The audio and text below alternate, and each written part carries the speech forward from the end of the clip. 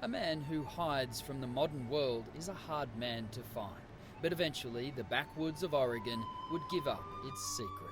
In a hole there lived a hobbit, not a nasty, dirty, wet hole, filled with the ends of worms and an oozy smell. It was a hobbit hole, and that means comfort.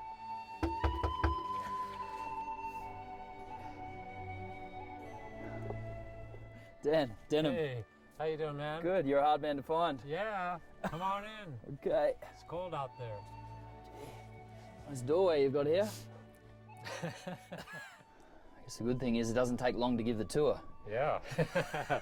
This is it. Unfortunately, I don't have a refrigerator, so no beer.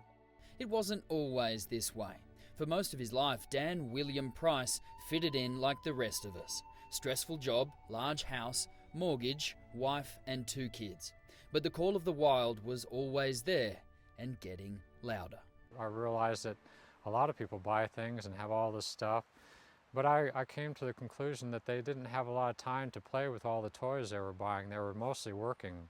Dan yearned for a more simple life, and he finally read about it in a book that would later become a blockbuster movie.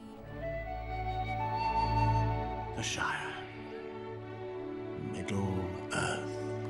It is no bad thing to celebrate a simple life. Well, when I was a kid in junior high school, I picked up the Hobbit book, and I kind of flipped out. I always wanted to live like a hobbit. At 2 meters across, call it cozy or claustrophobic. Cleaning day doesn't take too long either, huh? No, it's real simple. From the outside, it's little more than a tiny doorway, and there's not much else inside. Barely room to lie down, no TV, no fridge, no furniture, no running water. Just a chopping block, a single burner, and a whole lot of time for one. I just have a wonderful feeling of coziness and almost a womb-like feeling, like I've returned to the womb. The wife and kids weren't entirely on board, so mostly it's just Dan and the wilderness of Oregon. He's been here for 23 years. It turns out the simple life is also quite peaceful. Yeah, I love living next to a river. It has the white noise that's kind of calms you. It's great. There's a shower with a view. Let it heat up and take a little shower in here. Even a sauna. And I see nice and small in keeping with the Hobbit lifestyle. Yeah, I build everything small and compact. Has anyone ever asked you make it a little bigger? Yes, they do. Going small is also going cheap. $100 a year to rent the land. $75 for the building materials. The few dollars he needs comes from his series of journals called The Moonlight Chronicles, part philosophy, part poetry, and much of it a guide for hobos at heart. As always, it was good to be out in the wilds, like some lost drifter on the wind. No longer dreaming of pizzas or all those great movies you're missing, just content to be a quiet observer, and that alone being enough to satisfy your soul.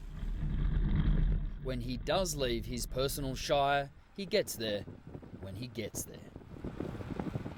Like it or not, we judge each other by our jobs and material possessions. And Dan has well and truly got past all that. But what he lacks in creature comforts, like regular doorway, for example, has more than been replaced by something else. Peace and quiet. In comparison, it's hard not to see the rest of us as wasteful consumers, 9-to-5ers enslaved by technology and trashing the planet. Dan, he wants to save the world, one hobbit hole at a time. A less is more philosophy. I think that axiom is very true. Somewhere in Oregon, Denham, Hitchcock, 9 News.